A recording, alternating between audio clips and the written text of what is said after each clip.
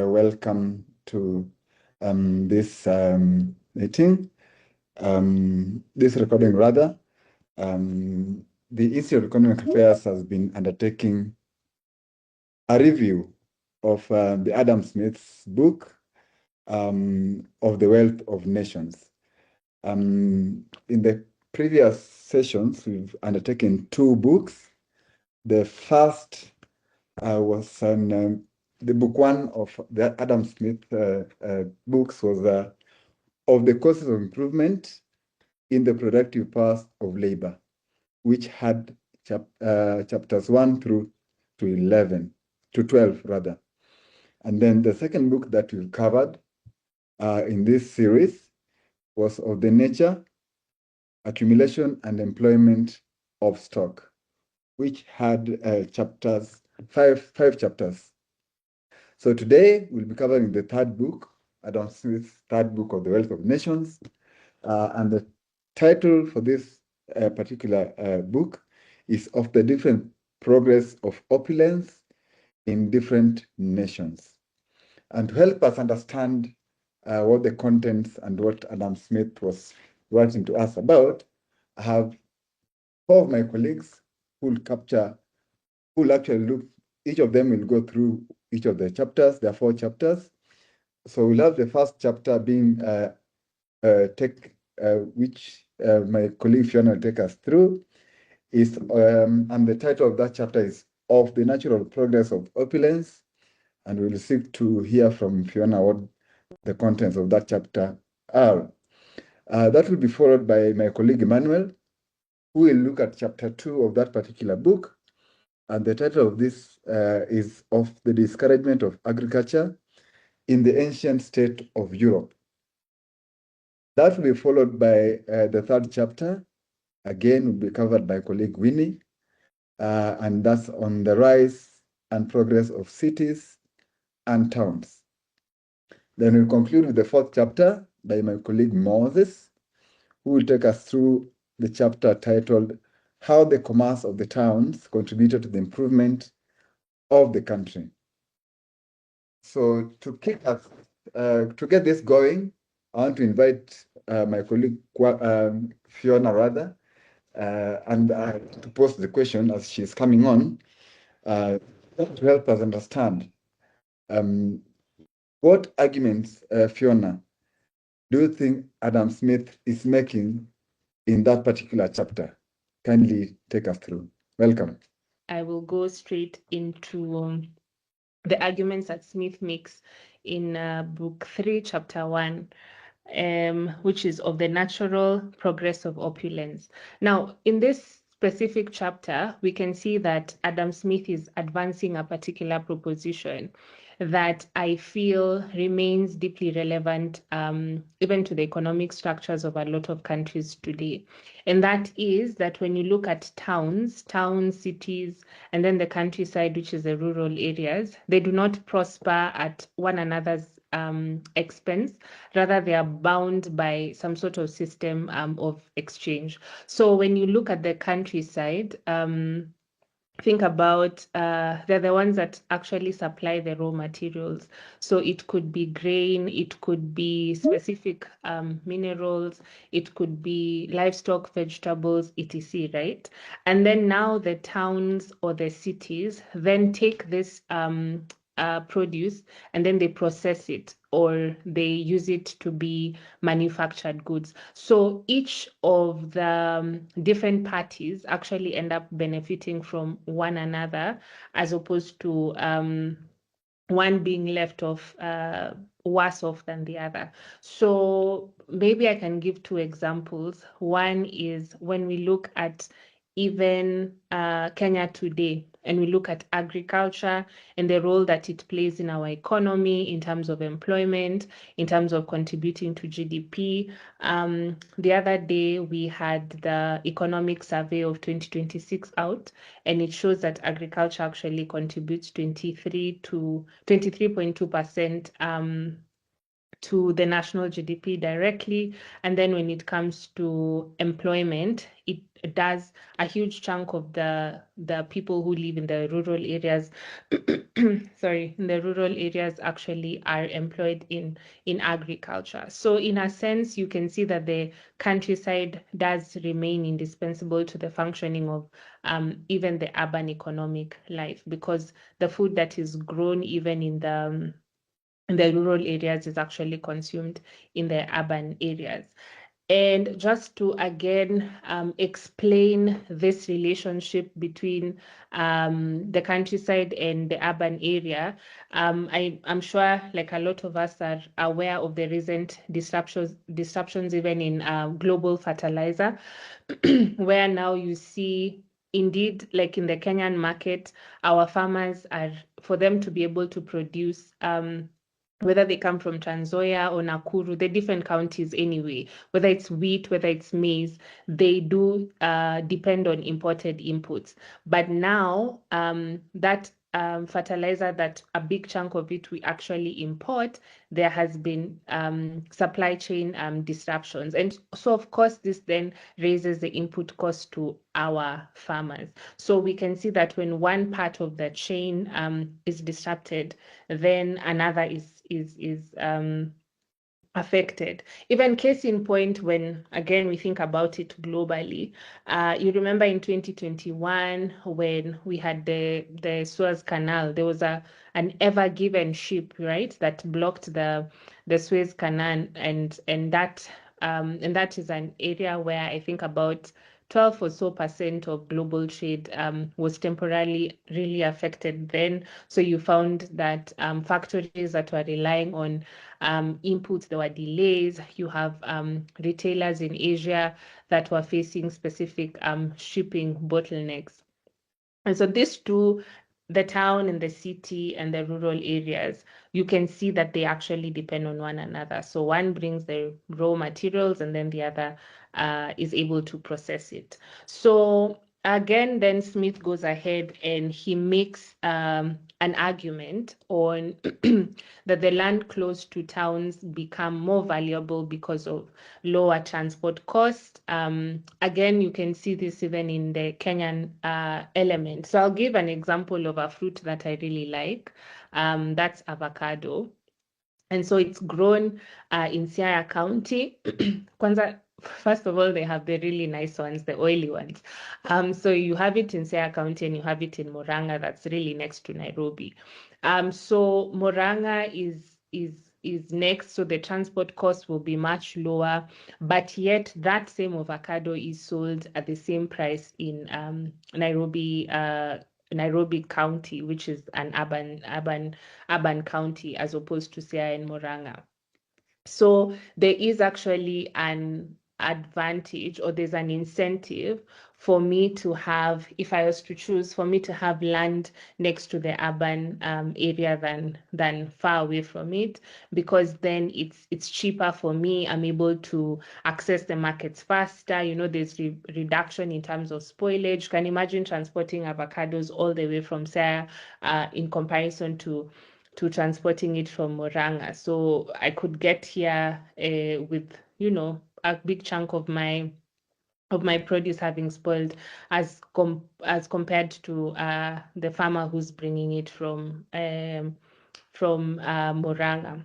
So then Smith goes ahead and he proposes another another argument, which is that rural surplus is what sustains urban life. So of course he does say, rightly so, that, you know, cities generally don't feed themselves.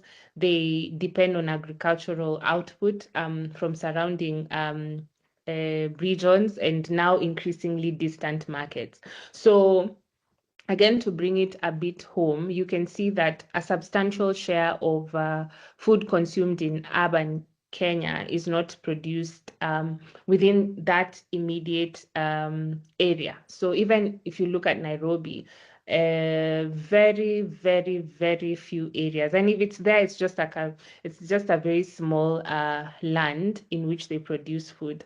So you can see that for us in Kenya, we import a lot from maize, we import a lot from sugar, from rice, like we import a lot of rice, a lot of cooking oil, and all of that. And I think even we get a lot of our food from Uganda. And it's very easy for a consumer in the urban areas to say consume maize from Uganda, consume onions from Tanzania, consume potatoes from Nyandarua all in 1 week. So that we're getting a lot of our raw materials from different areas. Now, but for this particular point, he argues that, you know, after the specific rural areas have been able to provide enough for themselves, then that's when they're able to sell the extra sugar or the extra maize or um, the extra milk or whatever. So they don't sell what they don't sell what they need. It's from the extra that they're able to sell.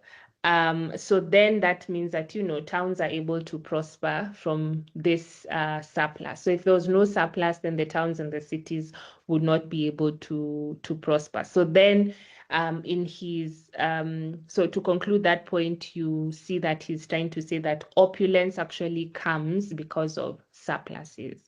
Then Smith goes ahead and he again argues that, you know, if people were left to themselves, they would often prefer to first invest in land and agriculture before they turn into commerce.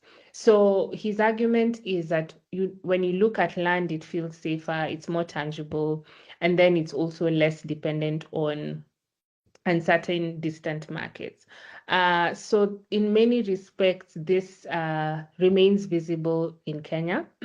So you look at agriculture again, which is the largest sector of the economy, but then there's a shift in terms of the modern pattern of investment. So for instance, very many young investors these days, I see that they're increasingly viewing tech, urban biashara, they're looking at, you know, property development, which is like your real estate, as more attractive than actually direct agricultural production.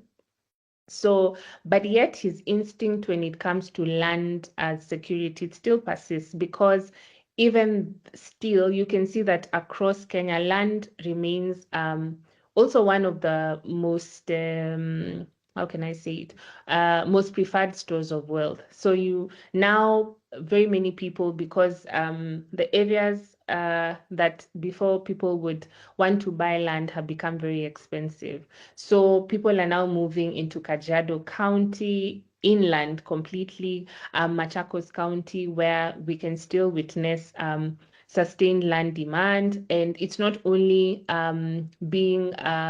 they're not going for it because they want to plant or they want to you know, to do all of these things. It's not only for productive use, but they seem to think, okay, land will always appreciate and it will be always more stable. And so therefore it could be I can sell it later. So even if I buy it for like 500,000 per acre, I can come later and sell it for like 2,000. So there's still that. It's not so much, but it's still there. And then, so when I was reading the chapter, one of the questions that I was trying to answer is, if I look at Kenyan policies that the government is fronting, does it seem to reflect some of the ideas that Smith is raising in this chapter? And yes. Dana, that will Sorry? come in the second part. No. I'll just still continue. Okay. Yes. So I was trying to answer whether like the Kenyan government is trying to in terms of policies, whether they can actually reflect this argument. And I can see it even in terms of the enduring political and economic centrality of agriculture. So you can see more and more that that there are programs around fertilizer subsidy. They are constantly, they seed support schemes. We have a farmer in our in our house, and the other day she was being told to go and take seeds. You can see there's constant conversations around irrigation investment, and even when you look at senior public officials when they are speaking, often you find that they are citing, maize output, milk production has increased from like this number of liters to this number of liters in 1 year. Uh, they mostly use like, fertilizer distribution even as markers of economic performance. So it ties in with what Smith is saying. So it's not accidental. You can see that it reflects an implicit recognition that, rural productivity remains foundational to broader national economic stability. So back to another point that Smith raises in the chapter is that farmers cannot function in isolation. So here he says that, agricultural life depends on the services of carpenters, metalworks, transporters. So all of these people, they provide services to one another. So they come together. They're not permanently dispersed, because then it becomes really hard. And I think we've seen it even in the previous chapters where it's hard to specialize in terms of labor when the market is very dispersed. And so people then prefer to come together and to cluster so that they can then be able to focus on a particular trade. So I think we can see this even in Kenya when markets such as Karatina, Moya, and I think it was Maua, when they emerged and actually expanded largely because of they were surrounding these agricultural communities. And people were in need of those contracted services. So whether it's transport, whether it's storage, whether it's exchange points. And then, so now this led to towns actually becoming a commercial node that is linking rural production to wider markets. And then finally, Smith suggests that there seems to exist like a natural sequence of economic development. So he goes from agriculture first, and then manufacturing second, and then foreign trade third. And so for this, you can see that he argues, when land becomes expensive, right? So first of all, let me back that up. So first of all, you find that people would prefer to farm because land is affordable and it's available and it's easier, right? And so people prefer to farm. But then when you find situations in which land becomes expensive, such as Nairobi, then people now tend to go into other things like business or real estate development and all of that. And I think you can see this even in Kenya, for instance. So in Nairobi, I would be surprised if there are any people who are buying land to actually plant vegetables or to plant like a forest of avocados. Again, it's very rare, but people would actually take the land, build malls, build apartments. So that way, because maybe they feel that the value that they are getting from not taking part in agriculture is much, much higher for them than that. So, but then he tends to focus on if land was affordable, then definitely people would have gone into agriculture and then later would have gone into manufacturing and then now trade, which now would be then trade with other countries. And so I think, that's mostly what he argues for. So I think the other parts and how it's related to to Kenya, then I will add in the next section. Thank you, Steve. Awesome, Fiona. Awesome, Fiona. Thanks a lot. This chapter is it's about what happened, what created the conditions under which um, agriculture in particular, but then Europe in general, was driven into serfdom. So the chapter begins by Adam Smith talking about what exactly happened at the big picture level, which was that the Western Roman Empire fell. And as it fell, what this meant functionally was, since the empire wasn't there to defend its land holdings, then you had what were, in the eyes of the Romans, the barbarians, the German and Scythian tribes that came and overran the Western Roman Empire. So when these warlords came in, they took uh, lots of land as their own property. And the violence that under which this land into which this land descended meant that there was less trade between the towns and the countrysides. Um, Towns were emptied, land went uncultivated, and then now Western Europe, which was wealthier under the Roman Empire, fell into poverty. So what he's arguing is that during the Roman Empire, the land was who it was held by citizens of the empire itself. But then these warlords who came in, they they subjugated those who sat on the land into, you know, into people that they protected, that they could use as soldiers for who over whom they exercised power. You know, they were the executive, the judiciary for these people. And for them, the more land was consolidated, the more power they had.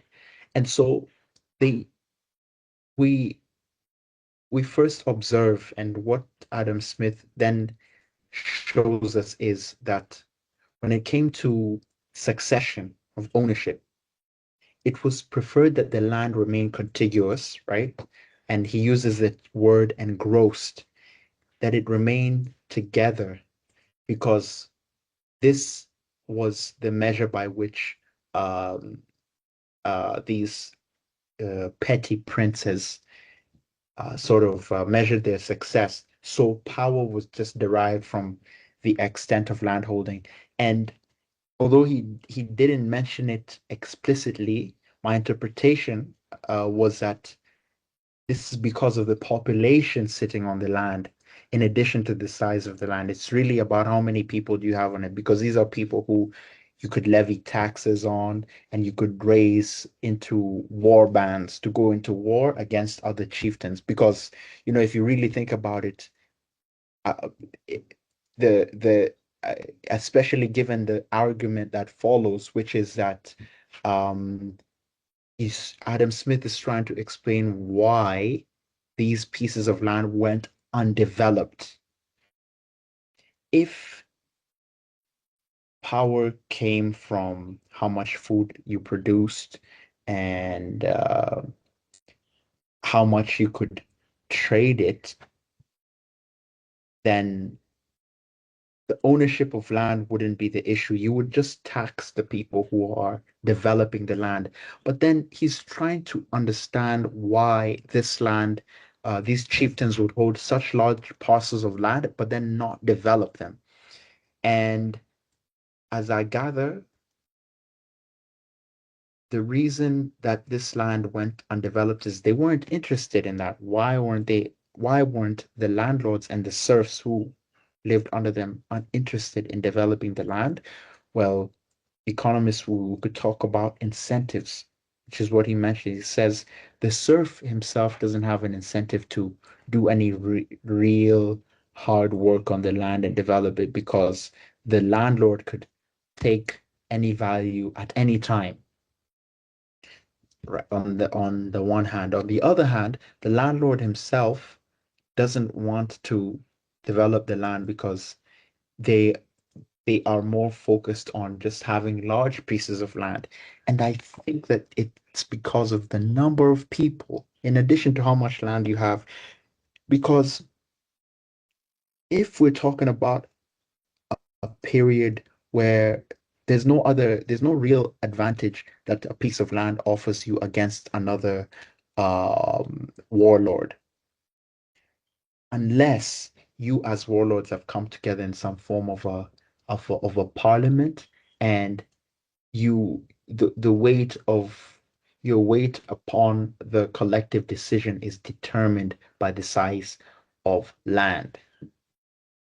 So Adam Smith then went on to say that if this concentration of land was temporary, it would have been, maybe tolerable. He is speaking from a perspective of economic growth. If you could inherit the land or it could be sold off, then this concentration of land would be temporary and there would be a break where the ownership would change. But then there was no such break. Instead, the landlord would organize to give the land by some now think that at that time these landlords have to pick an attribute about someone that's undeniable. So it can't be something like they have good character or they're moral or they're good managers of the land. To them, these attributes are too subjective. It has to be something that's clear and cannot be taken away. So what is that? That the attributes of gender and the attributes of birth order. So a landlord gives the land to the firstborn to continue to hold it, and that firstborn will hold it in until they die, and then they'll give it away again to the next one. So the concentration doesn't remain, that is not temporary, it becomes permanent, this concentration of land. So if land was just about subsistence, then you would divide the land and give it to equally to the children so they can plant their crops and live off of it. And this is what the Romans actually did. But if land is about power and protection, it's better to keep that they keep it undivided. So that's the law of this law of primogeniture, the practices of primogeniture, which is that the firstborn gets all the land. Again, defense, the idea of defense doesn't make sense unless it's about all of you people being under the landlord or under his protection because you are on the land that he owns. Now, if one of the issues for Adam Smith and for him as a moral philosopher is that by giving the land to only one of the children, you've actually impoverished the rest. And he observes that because he's writing this in the 17th century, that these laws of primogeniture endured beyond their original purpose. If in Roman times you were protected by the empire by virtue of being a citizen, then you divided up the land because the land, if you were not developing it or doing anything with it and someone came with an offer to purchase, you didn't mind giving it up. But if the empire crumbles and foreign warlords come and they take pieces of land and they are interested in aggrandizing their power, the landlord is not interested in efficiency, efficient production of crops. He's interested in power. So he doesn't develop the land at all. Then, then the land just remains undivided. So which brings us to a legal restriction called the entail. So the entail prevented estates from being divided. We're moving between the period, like let's say it's around the years 800, 900, just around 1000 AD and the 17th century. And he thinks that, so he's saying that the entail, the law that prevents a landed estate from being divided, is still existing so many hundreds of years later and hundreds of years after the original purpose. You already have the United Kingdom.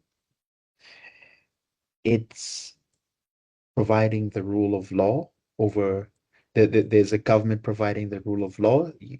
You're Adam Smith, you're not necessarily relying on a warlord, a local warlord, but it's the king who's providing the your protection. So you as a serf or you as a smaller person don't need defense from your lord. So Adam Smith says, now in this case, these entails don't make sense. Where the law is saying you can't divide the land, it has to be sold as one,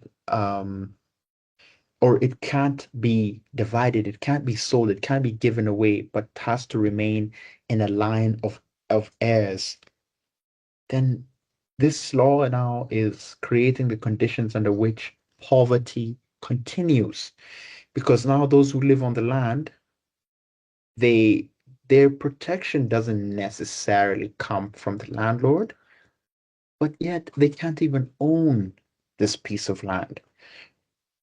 The so he gives us now other examples from in his time, but from around the region. And for example, you have this occupation in France called the métayer, and a métayer is basically a farmer.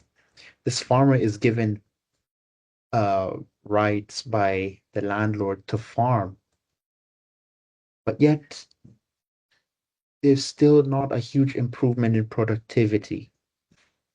And Adam Smith explains that this because in this case the métayer actually can have his land confiscated from him by the landlord at any time. The landlord can rewrite their contract at will. This means that if the landlord observed that the farmer was suddenly making a lot of money, then he would, and he had presided over very attractive improvements in capital, then the landlord would simply swoop in and would be tempted and would most probably and did come in and take whatever it is that the métayer had developed. So the métayer knows that unless he's doing things in secret or engaging in a different kind of a trade, any visible improvements in wealth coming from the land owned by the landowner will be taken away. And so on top of that, the métayer had to pay a 50% tax. But then, there's some economies in the world today where tax rates can be just as high, but yet people are rich. Why? Because of private property laws that allow property to be transacted against and to be divided up, however the allocator desires. So the point there is that entails might have been necessary for defense and security, but they were no longer necessary by the time Adam Smith is writing. Now, the next point is that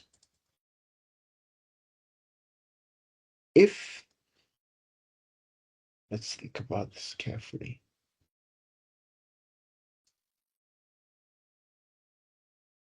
If we come to the modern day, and just look at the major ways that land laws are structured, comparing between countries. Take the United States. In the United States, if you discover some resources, some raw materials on your land, it is actually yours to exploit. You have the right to get wealthy off of oil that was discovered in your backyard. So it was not uncommon in the turn of the 20th century to have Americans owning a few of these oil rigs, pumping, or is it oil rig? It's a I forget the name of the machine, but you know it, that pumps oil out of the ground. But in Kenya, anything below the land is a property of the government. One reason government jobs or being in the government or capturing the state is attractive is that by virtue of capturing the state, you can actually gain ownership over the minerals of the land. This example just shows us how land laws and in particular incentives in general can skew the outcomes and can actually inform and actually do inform the behavior of of citizens. If so great proprietors, big landowners were also not interested in um, improving the land. Whenever they had some surge in wealth from whatever activity, whether it was warring or what they would do with any extra money was to expand the size of the land. They weren't interested in making small improvements. And so Adam Smith says that these landowners didn't have entrepreneurial instincts. They didn't have the discipline to, because improving the land means you have to pay attention to small savings, pay attention to small gains. You have to build that skill. If you're not incentivized by um,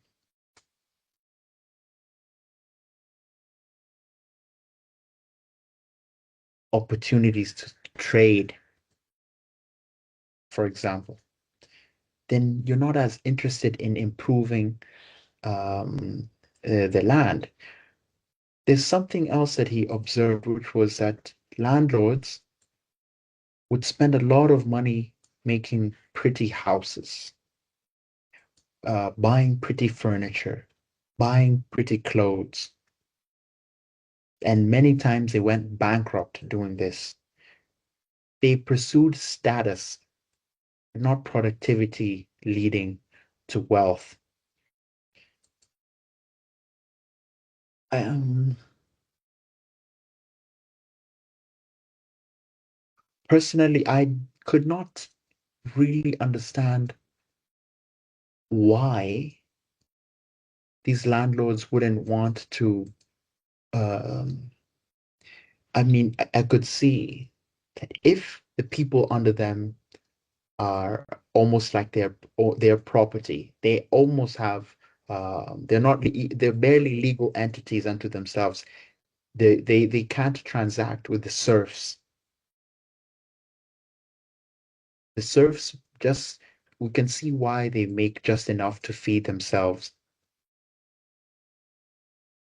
But as I was reading, I remained not fully convinced. I could see that they want power, but the fact that they also spend money on ornaments, what he calls ornaments, which is just fancy things that are not productive, remained mysterious to me. When it comes to slaves, he made the argument that slavery was inefficient and unprofitable. But I also had a bit of a counter to this, because when it came to the market for sugar, slavery was very, very profitable because you could extract very, very high profits if you didn't have to pay the people who worked on it. You just forced them to work. And, he says that people who are forced to work don't have an incentive to work. But yet, slavery in the West Indies and the United States, starting giving especially the example of sugar, they had enjoyed such high margins. On the demand side, people were addicted to sugar. On the supply side, the slaves got nothing, no pay for this very difficult work. It seems to me that although slavery is abhorrent, I'm not convinced that it was not profitable. So I'll end my exploration of this chapter there and say that fundamentally, he had a point to explain that the laws governing, in his case, the engrossment, the accumulation and the dispersal, the allocation, the ownership and the allocation of land have a strong bearing on the wealth that those who live on that land will actually be incentivized to produce and then later enjoy. And that in Kenya, the way that land has been accumulated, and then the way that that the land laws are structured, giving that example, especially of ownership of natural resources, ex helps to explain the outcomes that we enjoy or Right. endure. Thanks. See the build-up within the two chapters of the book, from Fiona's presentation and now to Emmanuel's presentation. I've taken down my notes. We'll share in due course and have some back and forth thereafter. But moving on swiftly to our third chapter of the book, I want to invite my colleague Winnie. And Winnie's chapter is titled Of the Rise and Progress of Cities and Towns. So Winnie, please let us know, in your chapter, what you're going through, what arguments do you see Adam Smith making? Please take it away. Thanks, Jairo. Thank you, guys. So as Jairo has mentioned, my name is Winnie, and I work at the Institute of Economic Affairs under the Futures and Foresights program. So my chapter for book 3 is chapter 3 of the rise and progress of cities and towns. And if you read through this chapter, you realize that Smith is trying to answer, my interpretation is that Smith is trying to answer two important questions.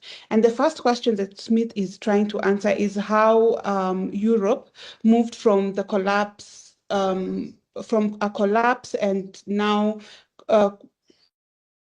so there's a collapse, and which is stagnating growth, and there's a conversation of poverty. If you listen to Fiona and Emmanuel, you can clearly tell that there's a lot of poverty going on there. So what he's trying to dissect in this chapter is how then they moved from that level of poverty and stagnation to number 2, having economies that have grown over a period of a century. So in my mind, that is what my interpretation was. And if you continue to read, he answers these two questions by just pointing us to the fact that for him, what liberated or what made this, gave way for growth during that time was the growth of cities and towns. For him, the growth of cities and towns changed so many things. So for us to be able to understand Smith and his arguments, we have to take ourselves back to when he was writing. And remember, Smith is writing 250 years ago. And so we have to immerse ourselves into that world that he is describing. And the world he is describing is a world that is deeply fragmented.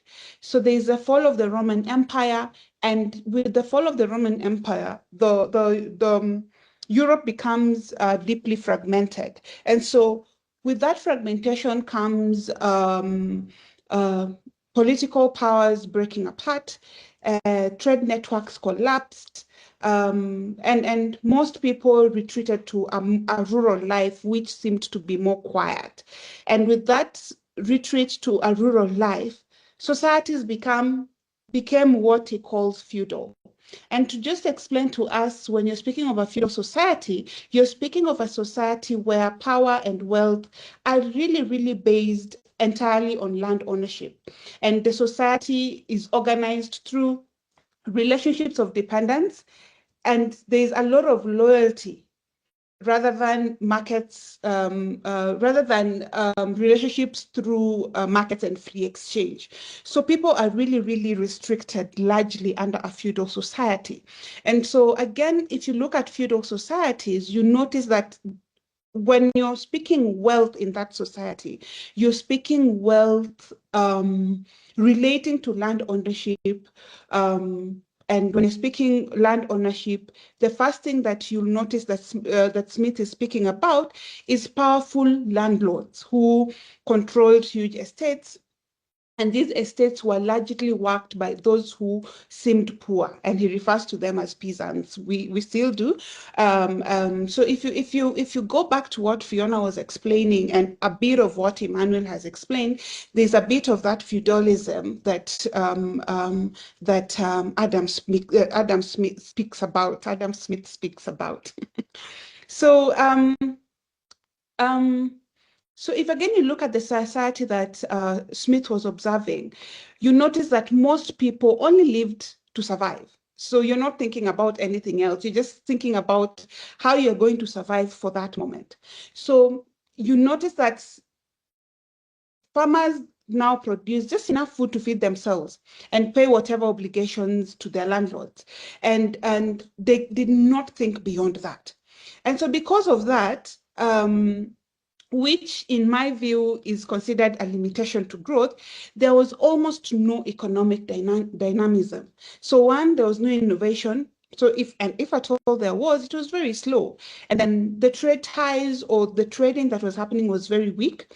And then the markets are very limited, because if you're already just thinking of surviving, you can't think of what you're going to trade or how the market would look. So what Smith is arguing is that the feudal society really trapped Europe into an economic stagnation of some sort, because that system only gave very little incentive. It gave very little incentive to improve, for members of that society to improve their productivity. So then again, he points out, as you continue to read, Smith points out that the peasants in feudal society or in feudal Europe often lived under conditions where landlords really seized surplus production. And I think Fiona mentioned, or if they're not seizing your surplus, they are making demands that are absurd, for lack of a better word.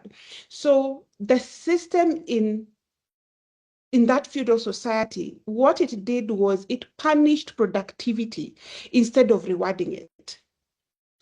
So with that happening, what Smith observes then is that towns begin to emerge. And when the towns began to emerge, in his view, that was the beginning of a turning point. So at first, he looks at towns as not really glamorous places, not like today we look at a town and you think glamour. For him, he wasn't looking at it as glam. He observed that so many urban residents were still poor and lacked a bit of rights. So he gave examples. And he gives examples. I have to go to his examples. So he gives examples of medieval charters. And these medieval charters showed that those in towns had to be granted basic freedoms. And the basic freedoms were as basic as the right to marry without a lot of permission. So for you to even get married, you needed permission from the Lord. And then also the issue of your children inheriting Winnie, please move your property. please move your right up. I think you're covering the mic. Okay, go ahead. You can hear me? Yes, now better. Yeah, so even with the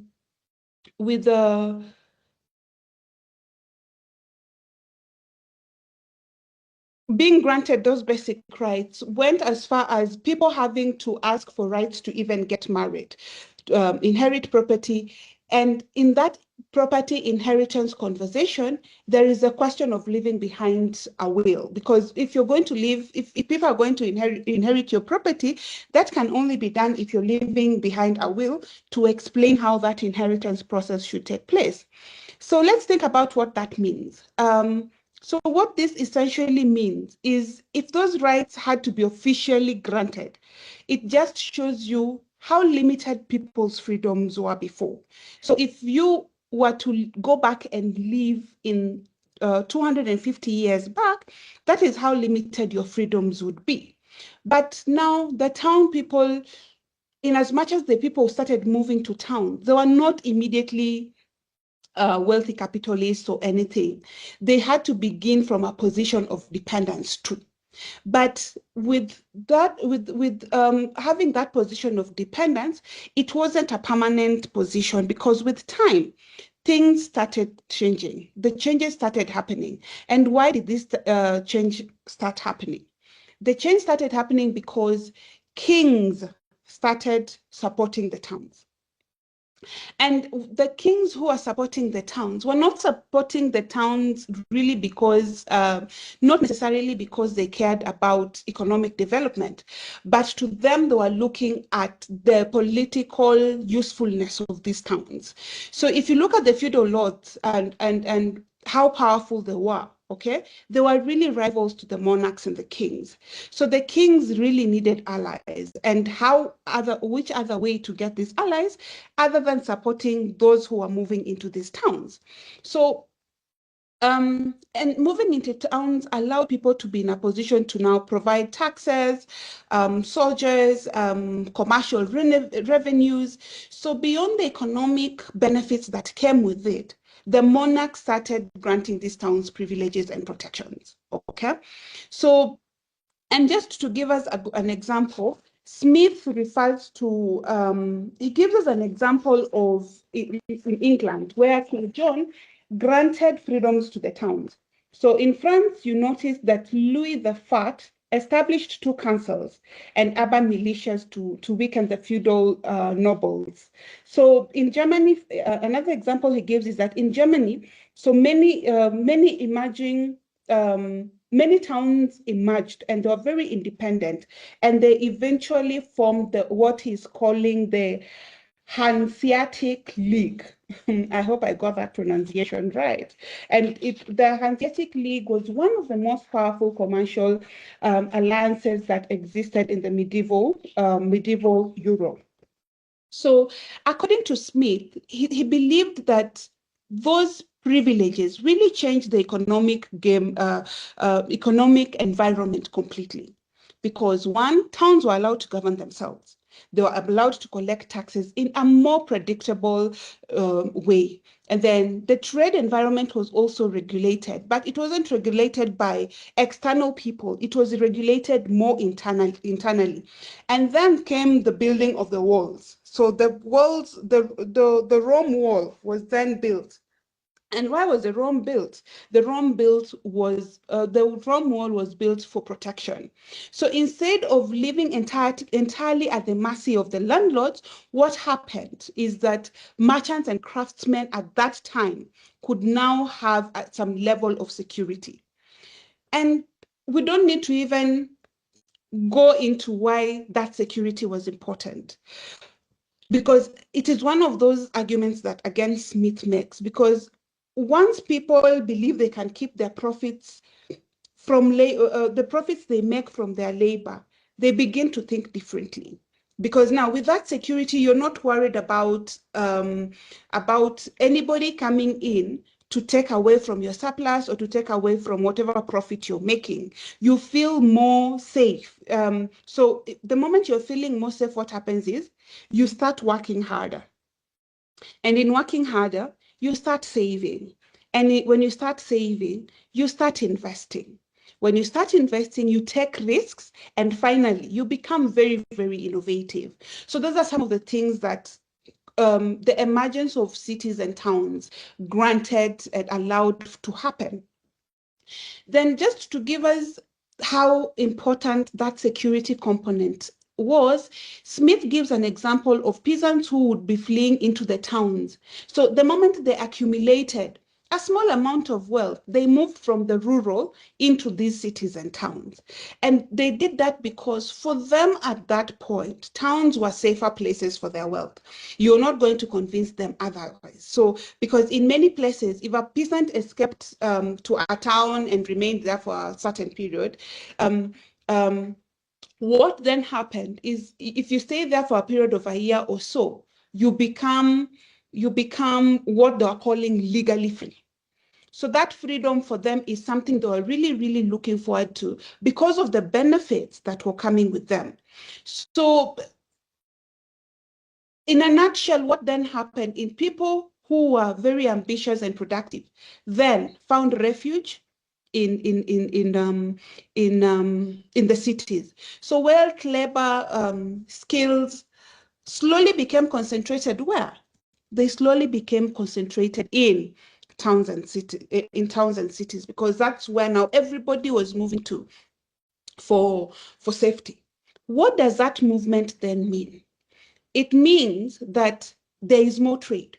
So this is where Smith observes that trade began to matter.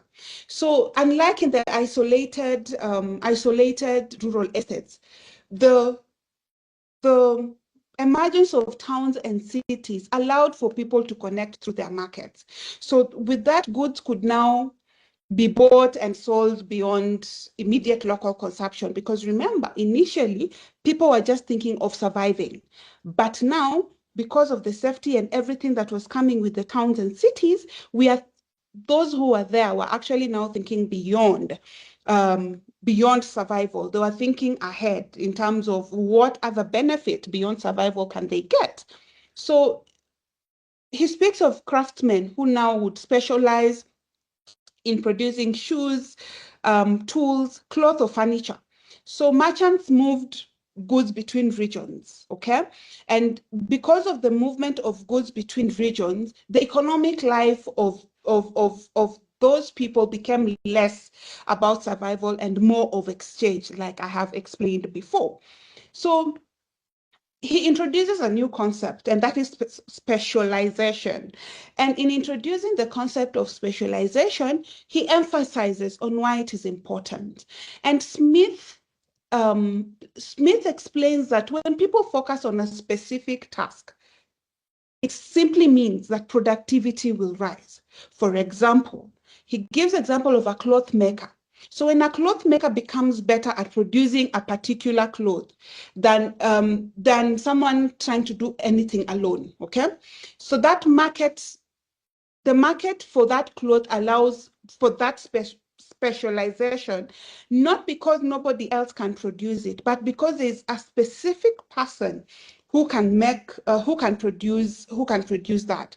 So because goods were being exchanged between markets, that exchange of goods between markets allowed for specialization, because producers can now trade for what they do not make themselves.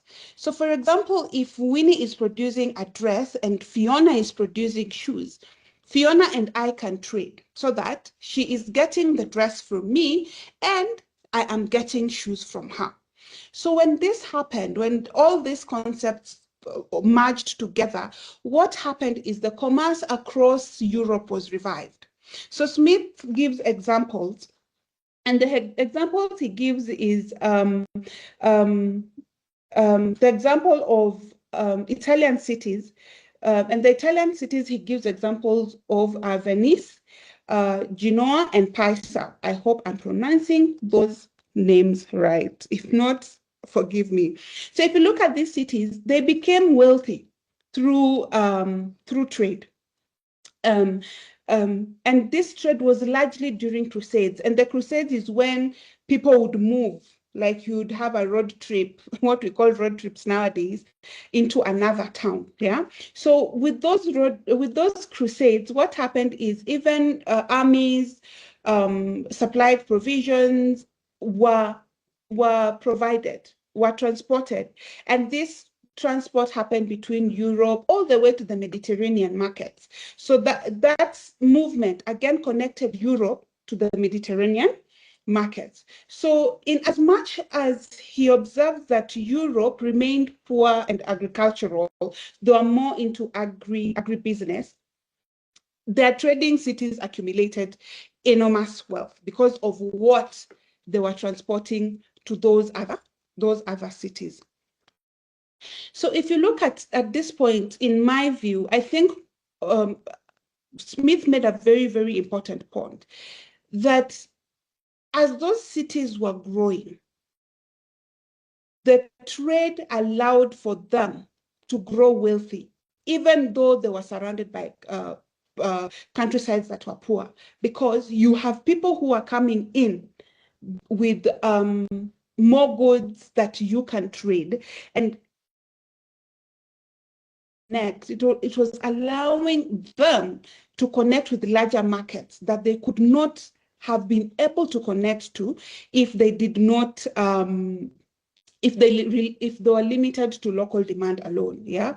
So what he's doing, is just a description of how cities emerged and the benefits that came with this emergence. Then the one thing that he also brings on board is the manufacturing component. So he describes how England, for example, exported raw wool from places. I have to read the names first. England exported wool to places like Flanders and imported fine clothes and wine from more advanced commercial regions. So over time, merchants realized that instead of importing manufactured goods, they could actually produce them locally. What did that mean? That now manufacturing began to spread. So he explains that some industries emerged by copying the foreign industries. So we are looking at what is Kisumu doing, for example, that we can benefit from Nairobi. And so instead of always going to Kisumu to get that product, we begin to ask ourselves, how can we set up the same manufacturing structure or manufacturing plant so that instead of getting from Kisumu, we do it for ourselves, okay? And he gives example of silk, which was by that time being manufactured, but now because of that, the thought I have explained, it spread.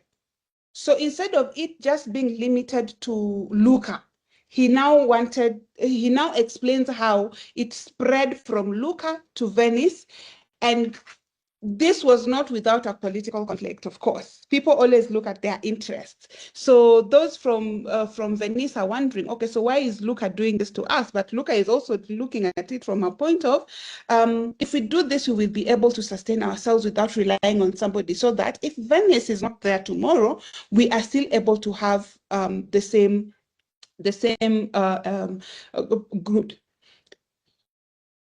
So in a nutshell, for me, that is what Smith is trying to say. And then he also gives examples where he speaks of towns like Leeds, Sheffield, Birmingham, and another. And he speaks about these places as not initially being really global trading centers. Instead, they developed into trading centers because of the agricultural areas that they had, which became very productive enough to support what they were not farming directly. So Fiona explained about the surplus. So once agriculture produced surplus food, some people now could specialize in manufacturing instead of food production or for own consumption. So if you look at that cycle, there's an economic growth cycle that Smith is speaking to. So one, agriculture creates surplus food. Then that surplus food then supports urban populations, which Fiona spoke to in her chapter. And then those urban populations create industries. And then industries expand trade. Trade creates wealth. Wealth increases demand. And that's the increase for demand then means you have to produce more agriculturally. So that's the cycle that he speaks to.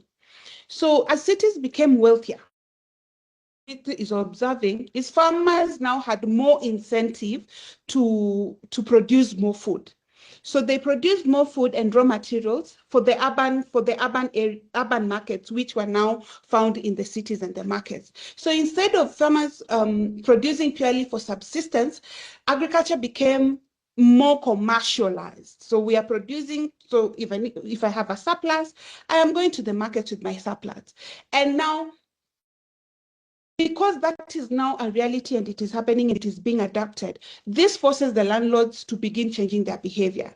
So rather than relying on their feudal extractions where they are being very, very rigid now, and if I was to say it in Kiswahili, wananyanyasa watu, they now become more interested in the profits. And in becoming more interested in the profits, they also are now interested in the trade and the market protections within. Because now towns are now more open and offer opportunities for wealth and consumption. So this weakens feudalism. Steve, just allow me. So this weakens feudalism. So this is, and for me, this is the takeaway that we have to take away from this chapter. That what allowed people 250 years to break away from feudalism was commerce. That because economic systems were now built on stronger grounds,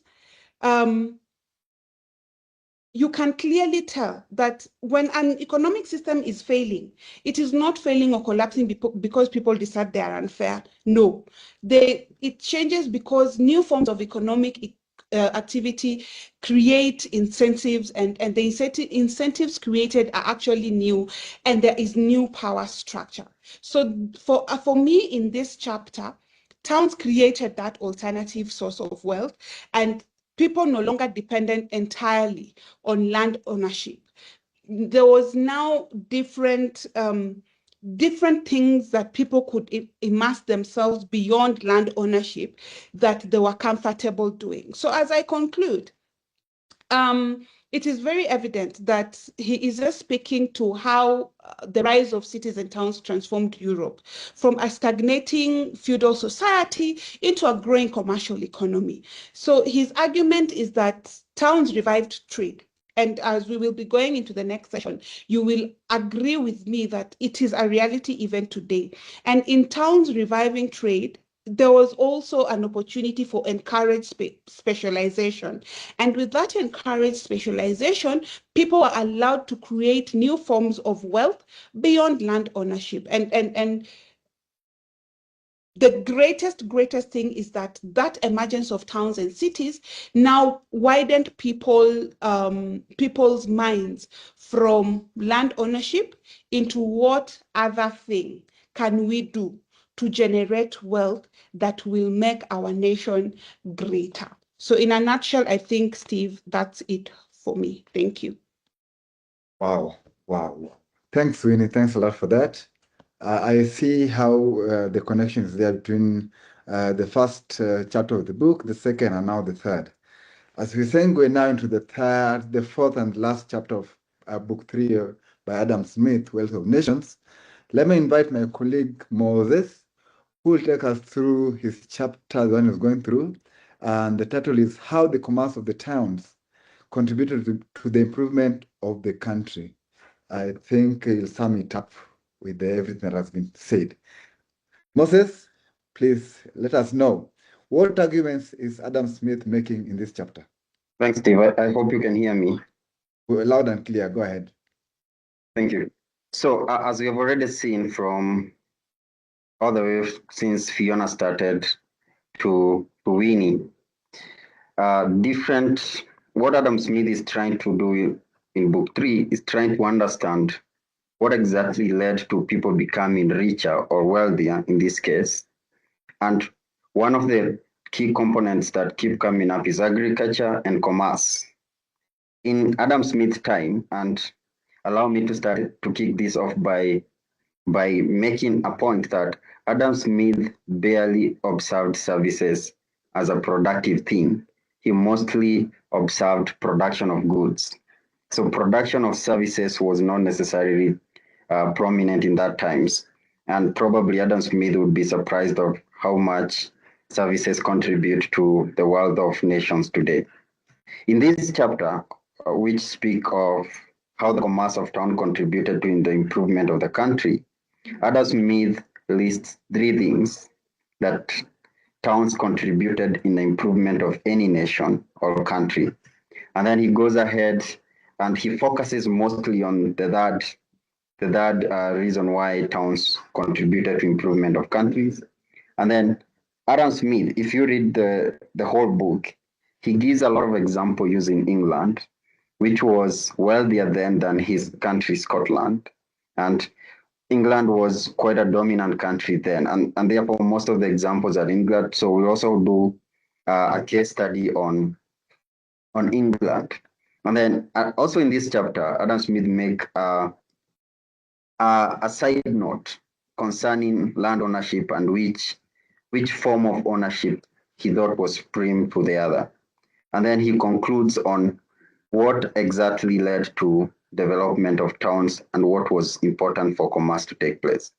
So why or in what way did towns contribute to the improvement of countries? And remember, we are not talking about the importance of town, but the commerce that was happening in those towns.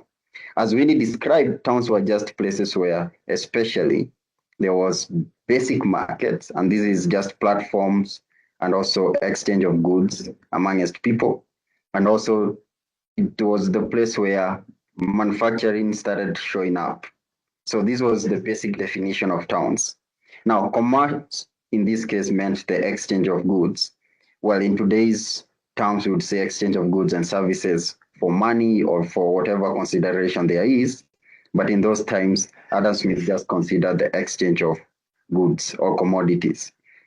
Now, towns offered a ready and great market for what was produced in lands. And that was one of the important things that enabled towns to have more commerce than places that were rural in this case. So how did this come up? Remember, in this age, most people relied on agriculture and mining, so basically extraction. And in towns, remember there was manufacturing in towns, and therefore it meant rude products. And it's funny that Adam Smith considered or called raw materials rude product or rude produce. Today it's called raw produce or raw materials. Demand for raw materials was high in towns, and this is because there was also part of manufacturing. Remember, raw materials or raw produce or road produce, as Adam Smith referred to it, mostly came from cultivation. And so since demand for road produce went up, it meant people were incentivized to do more cultivation. And in the end, it meant that land was put into better use, most of it which probably was uncultivated, began being cultivated in order to fulfill this demand.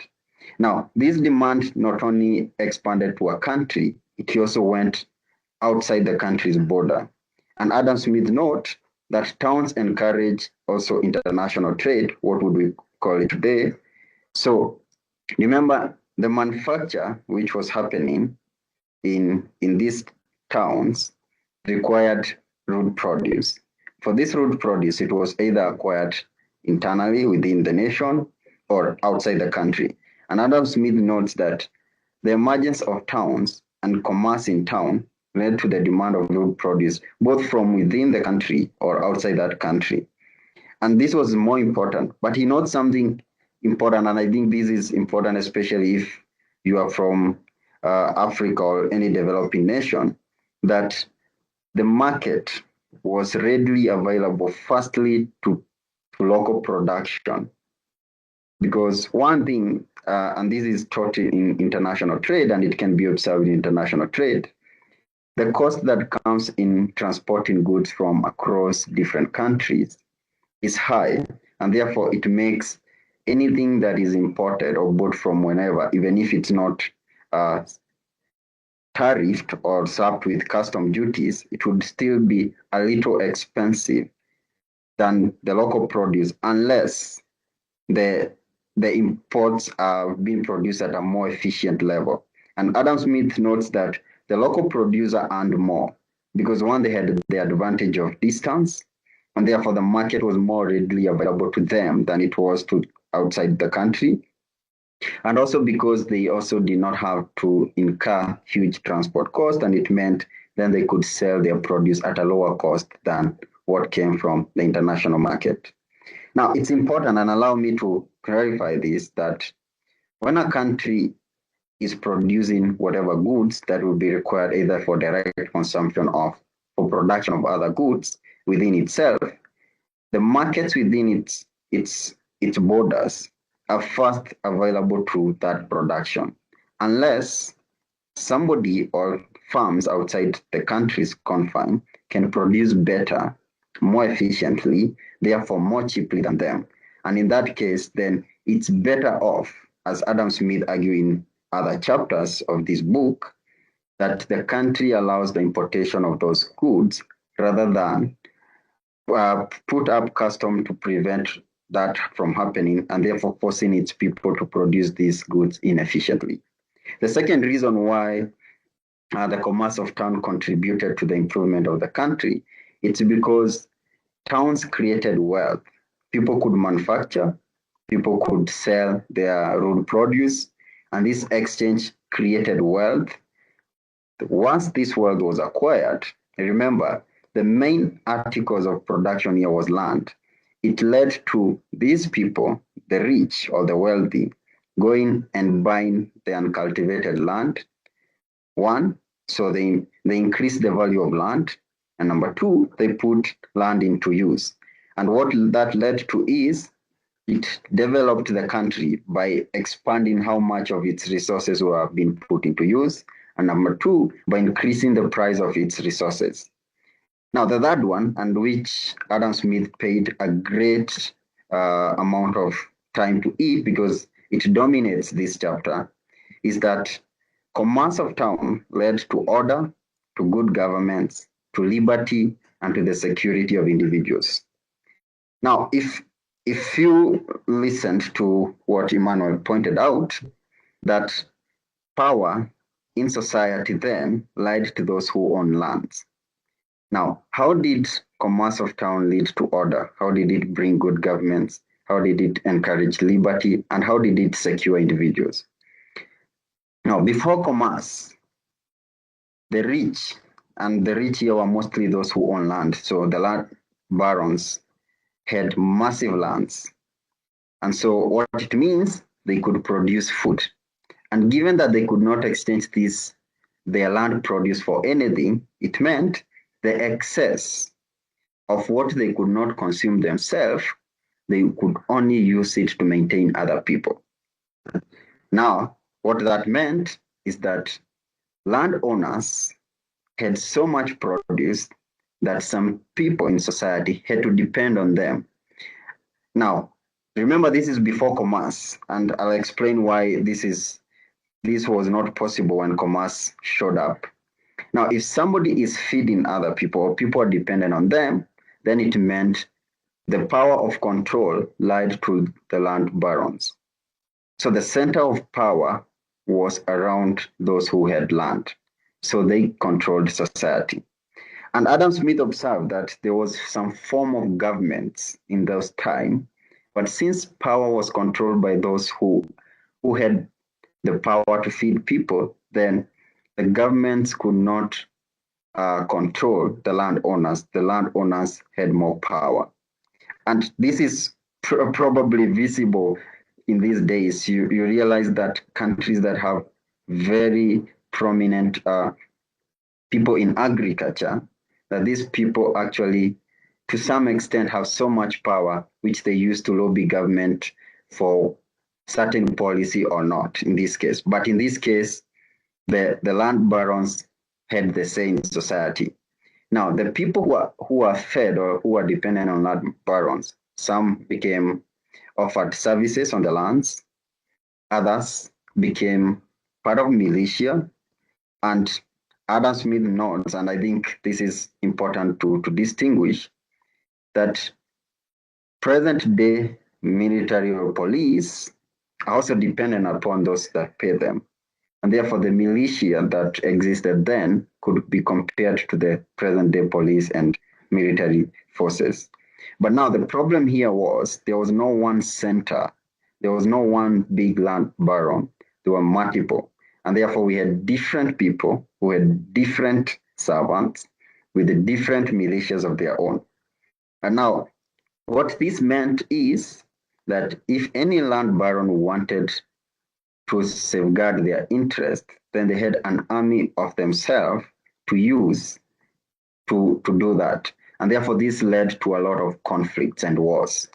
And another thing he notes is that government was not able to administer justice because power lied in the hands of those who own land, and these were a few. And therefore, there was no way somebody who did not have this power could be given justice in case something unjust happened to them, because the power did not lie with government, it lied with the landowners. And number two, if two landowners had a conflict, it was, since first of all, getting the militia was cheap, all they needed is to feed them with the bounty of their land, as Adam Smith notes, then they used war as a mechanism to safeguard their interest more than more organized way of solving their dispute. So this management of people and this arrangement, they kept people under control of the land. So Adam Smith notes that the owners of land were more powerful than the kings of those times. And therefore he notes that even the feudal law that was introduced to moderate the authority of these landowners or barons still failed. And the reason it failed is because power remained in the hands of the few. Now, after making that observation that one, landowners had their own military or militia. Number two, that they dictated the laws because they had the power. Number two, that it was impossible to control them unless power was diluted from them, and you couldn't dilute the power by setting laws. The real power lied in ownership of land, and they still possessed that. And another thing is that these landowners were rich enough that the initial coining of money was started by landowners. So they also were determining currency in that case. And to some extent, those who lived on their lands were levied. So their servants, their militia who depended on them for food and all that were fully dependent to them because they also levied to actually live, also get subsistence from their land. So they held both the civil and the criminal jurisdiction over these people. Now, what did commerce of town do to this power? So this case, Adam Smith did not denote it this way, but I'll denote it as the miracle of commerce. Now, when commerce came, and this is free exchange of, well, if it's today's term, I would say goods and services for consideration. And this consideration could be other goods and services, it could be money, or it could be anything. Before that, immediately that emerged, the owners of land realized that they did not have to feed anybody. They were better off exchanging their bounty, the bounty of their land, in the markets than necessarily giving it away and creating dependency and having retainers. So commerce led to the selling and buying of excesses. And once that happened, the dependency immediately shrank. What that means is that power was immediately diluted by commerce. Now, immediately that happened, so nobody was necessarily determining what is available to somebody else by themselves like before. So everybody's providence came from different sources. And given that occasion, it meant also power at the same time was diluted, and therefore there was less conflict. And that means that the barons now did not have the maximum power. Now, this created something. Given now the barons did not have an incentive to keep their own militia, to have excess servants than they needed, they only needed to employ enough people who would produce or facilitate the production of their lands. Then they noticed for justice to prevail, for them to be secure, and also for the markets to be safeguarded, they needed a form of government. And that's when power shifted and the feudal law started working, because everybody had an incentive, first of all, that there is order, and number two, that there is a good government that administers justice and take care of the commons, the provision of public goods, and also a stable environment whereby if a dispute arises, you can have justice administered to you in a better way. So immediately society was incentivized to actually to have a good government. But more importantly, the land barons also realized they need to be allowed to exchange freely. And for that to happen, then they needed a system that respected the liberty of mankind. And therefore, by commerce happening, and remember I titled this part The Miracle of Commerce, war reduced because now conflict was solved in a more organized manner. Land barons had no incentive to keep retainers and people depending on them who were not productive. Number two, the markets were needed, the exchange was needed, and security was needed, and therefore people had the incentive to have order and all that, and therefore society started improving. Now, once the influence of the rich people reduced on the lives of people significantly, war reduced. Adam Smith says something I find quite fascinating, and something when Adam Smith is quoted of saying the selfish incentive of people take that to mean very bad things. But necessarily here, Adam Smith just means people safeguarding their interest. But Adam Smith note, it's the selfish pursuit of profit that laid ground for the formation of governance and order. So it's by the land barons realizing that they can exchange their excess produce, which Adam Smith refers the bounty of their land, in a market, that led to the improvement of how people were governed. And that was important because it also enabled people to have more freedoms. They were not levied. All they needed to do is earn income and be able to live in their own terms. They were not controlled, as they would be employed anywhere. They were more productive, and therefore their liberties were more secured.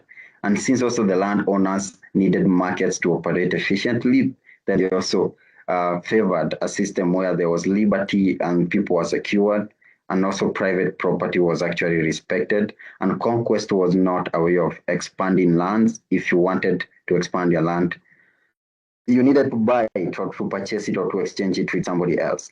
Now, at this point, Adam Smith makes a side note, and this he noticed of land ownership, and he realized something he called a bad practice. Adam Smith argued against land inheritance.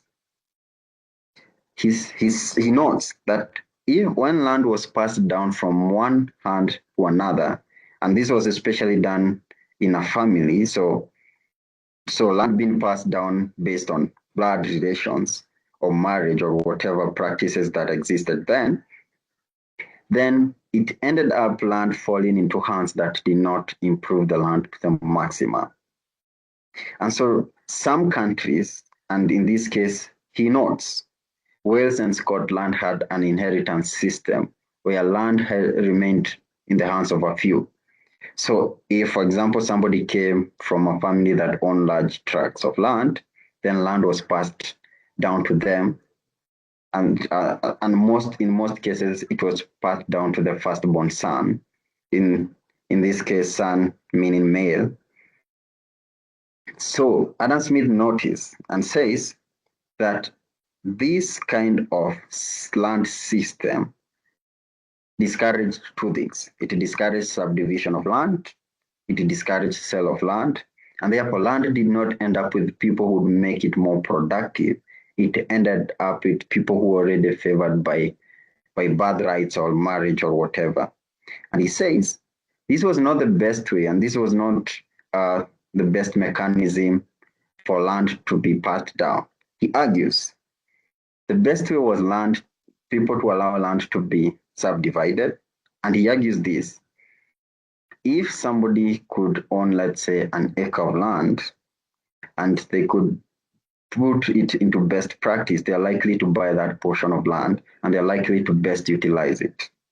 So he said that subdivision of land was good as an end by itself because it means that land fell to some particular hands that were able to put it into the best use they could. And number two, he also argued that by subdividing land, first of all, it enables many people to have it, and therefore it's more land is put in more active hands, and also the sale of land. Therefore, that if somebody noticed that they better use their time in a different way than land cultivation, they're not tied down to keep their land. They will just pass it down to somebody else. Now, Adam Smith was right in this, but I think it was incomplete, and these need to be qualified, which Adam Smith did not do. And therefore, if you notice, especially let's, for example, take Kenya into perspective, most farming in Kenya is small scale. And that has been quite a barrier, given that small scale farming has led to, one, slow uptake of technology in increasing productivity of land.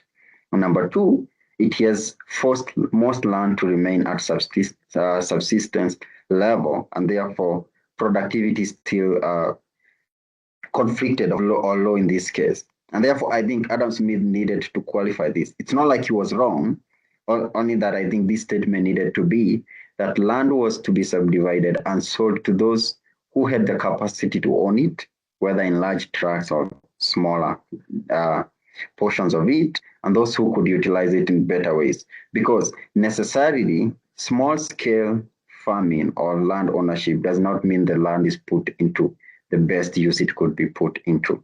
I think in that case, this work was lacking. Now, after making this side note, Adam Smith studies a case study. And remember here he compares Wales and Scotland had a land system where land was passed down using a family system. So it remained in the hands of a few, irrespective of whether it was the most productive it could be used into. So for commerce to thrive, land needed to be used in the most productive way, because land utilization used to feed the markets, which used to make commerce to thrive. And he observed that in places such as Hong Kong and Singapore, they grew necessarily out of commerce. He makes a comment based on observation of commerce, that commerce is slow and uncertain. And he argues, like he has done a lot in this book, that agriculture was a better way to grow than commerce. And the reason he argues, commerce can only happen if land production is happening. Not necessarily if the land production was to slow down, then commerce could not be depended upon. Is that true? Well, in today's world, and given that, remember, Adam Smith criticizes Hong Kong's and Singapore approach to depending entirely on commerce and not necessarily, he doesn't criticize them. He criticizes some towns for depending on commerce entirely and not on agriculture and cultivation.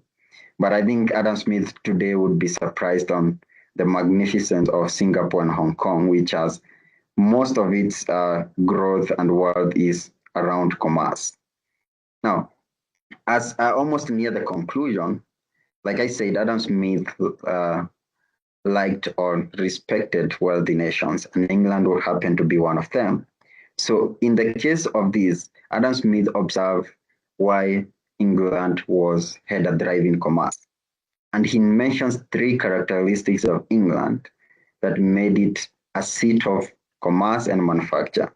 Number one, he noticed agriculture had England had such natural fertile lands, which meant that their lands would produce more than probably comparative to other lands. Number two, England had an access to a seacoast. And what this means is that the excess of its production could be transported to other places and sold under international trade, in this case. And that, if that was not necessarily a good endowment for England, they also had inland rivers. And more importantly, these rivers were navigable. So it meant if production happened, let's say in the inland, it could still get to towns because the rivers were a good mechanism for transport. Well, this is way before when the sophisticated air transport, rail transport, and also road transport had come into effect. And therefore, navigable rivers were such an important aspect of transport in this case. He also noticed that they did not only drive in that, they drove because of the policy they enacted. But Adam Smith makes something that will be discussed later in the political systems. I think this will be in book 5 or book 6. He noticed that England protected its farmers, and it protected them by ensuring there was import control. So things that England was heavily producing, like corn and cattle, were heavily controlled. You could barely export those to England. And that offered price monopoly to the farmers in England.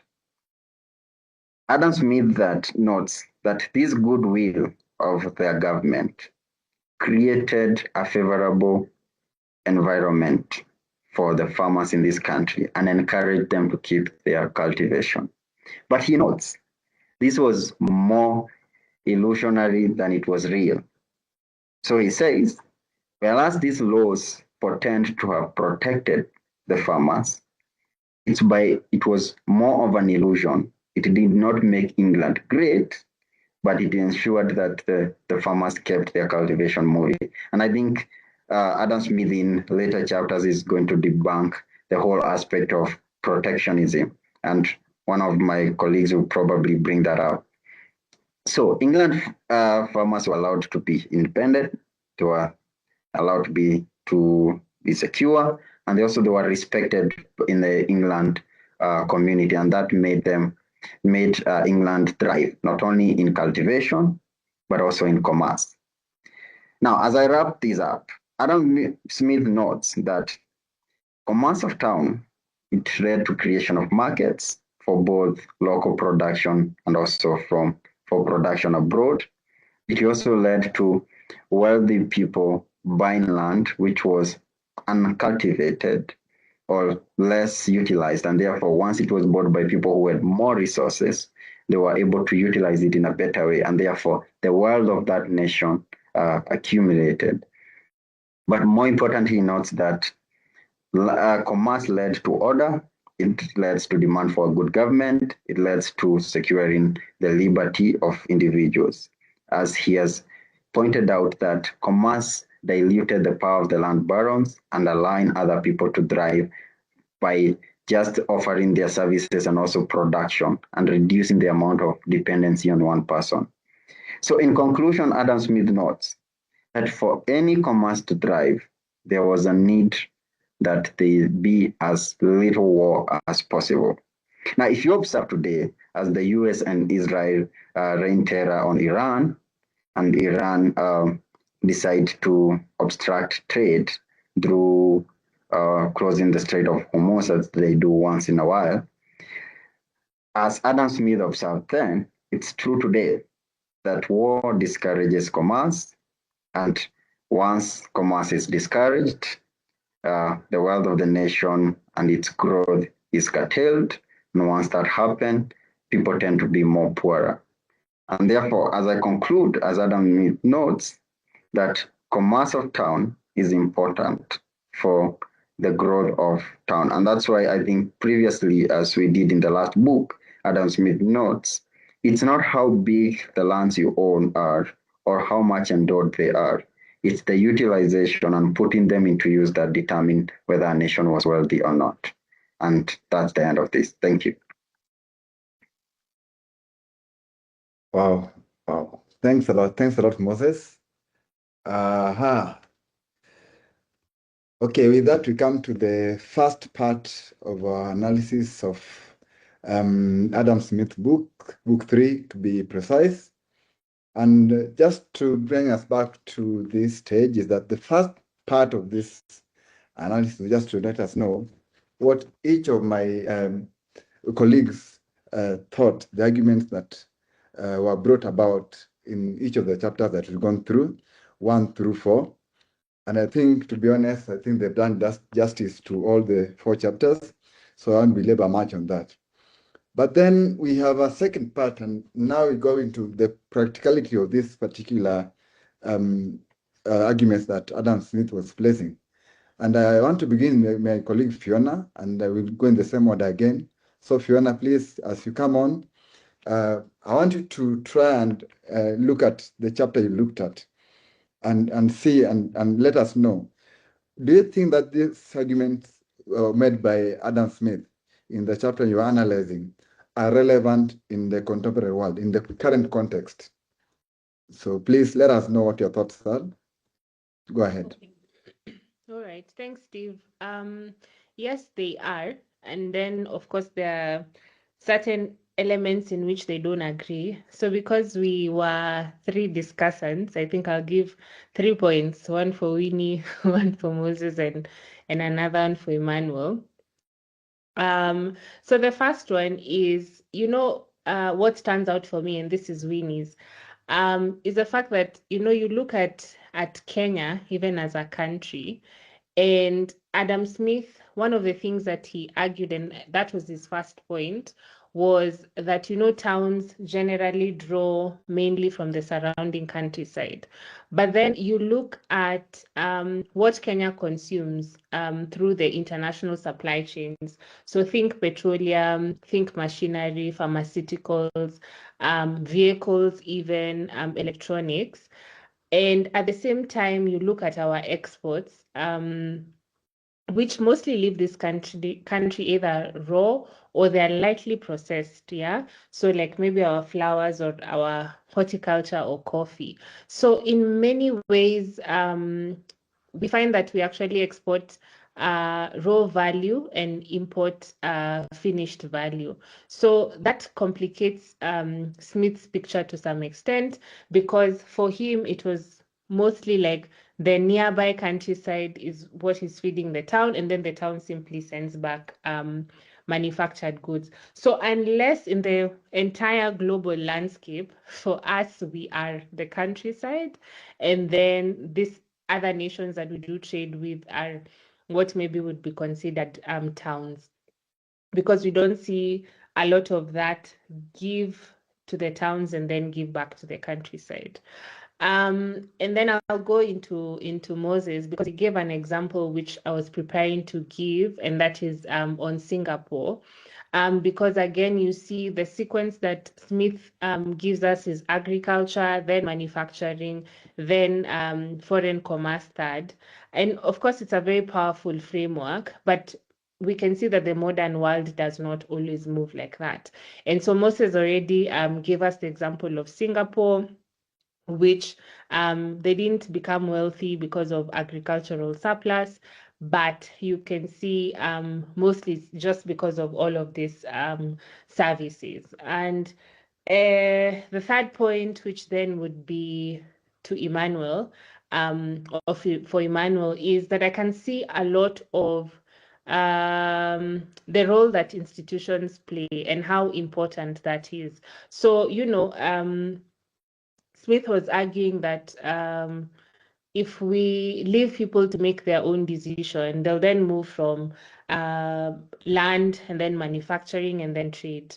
But today, I get the sense that, you know, development is rarely just about this natural inclination, because government and its role, they play a very deliberate role. So, for instance, even if you think about some of the Kenyan policies, so, you know, industrial parks or roads or tax incentives, then all of these are some of the reasons why then people would move their capital to a particular area as opposed to another.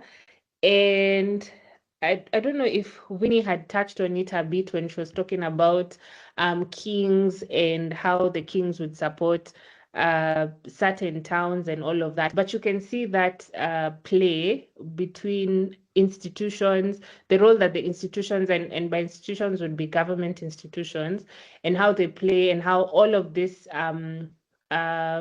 factors do actually end up shaping how people make decisions, as opposed to, you know, just surpluses, which was one of the main reasons that he gave for opulence. Yeah. And Steve, I must apologize that I will not give 4 points, one for you. So I've given one for Winnie, Moses, and Imani. Thank you. Thanks a lot, Fiona. That was nice. That was wonderful. Yes, and so as we look at how these arguments can be applied in the current world, or in the context we're living in now, Fiona has actually given us a bit of that, and she's actually jumped into each of these chapters. But nonetheless, I want to welcome Emmanuel. Emmanuel, if you could kindly let us know your thoughts on how the arguments that Adam Smith is proffering are applicable in the current context. Emmanuel? Yeah, thanks. So I think that Adam Smith's arguments are important to consider because they give us principles by which all these the wealth of nations, by which nations become wealthy. So, for example, even though Singapore and Hong Kong became wealthy because of commerce, that commerce could not have happened if the rest of the world, especially China and the United States and Europe and to some extent the Gulf, were not wealthy. Because otherwise, and then in the same way, we observe the same thing in say the Italian city states, that they themselves were also major. Some of them, like Venice, were major centers of merchant trade, but it was also made possible because other parts of the world were becoming wealthy or had the types of products that were attractive, you know, whether it's spices from the East and such. And I think Adam Smith is also important because he shows us how rules can change, and you think that everything necessarily continued to get better after a Roman Empire, for example, or any given time period.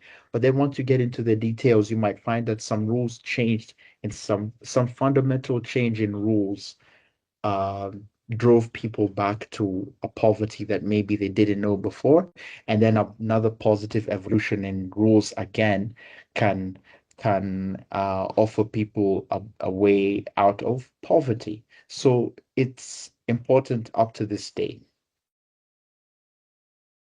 Okay, thanks a lot, Emmanuel.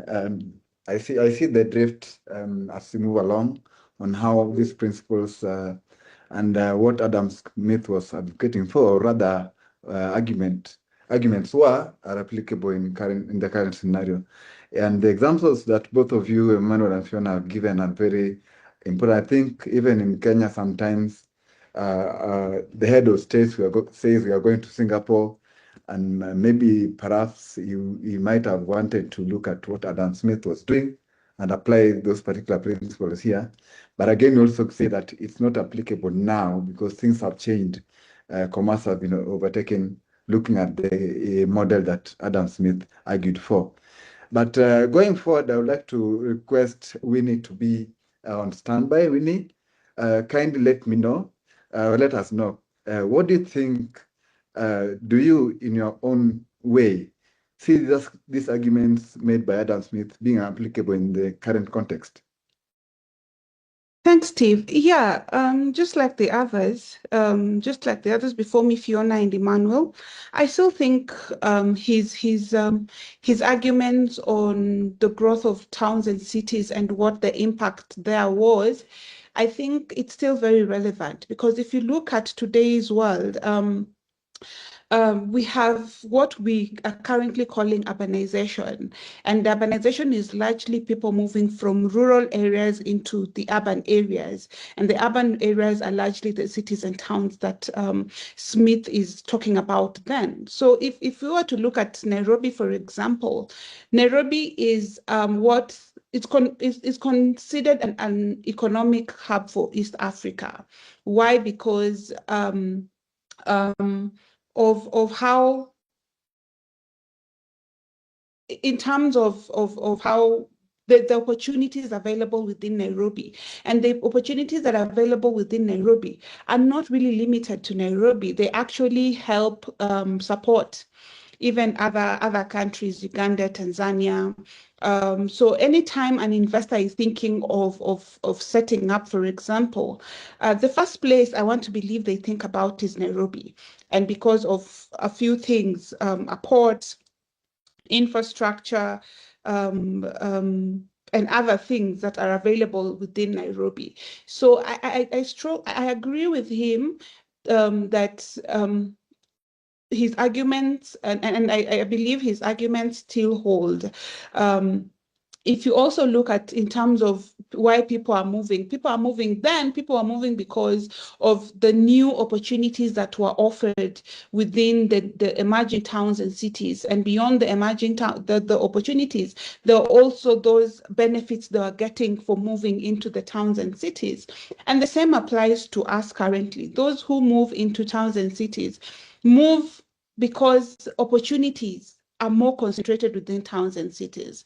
If I were to use an example of a business investor, for example, if a business investor wanted to invest, they would move into towns and cities first. Why? Because they're looking at security, they're looking at what institutions are there within those towns and cities, the level of access to markets that they will have.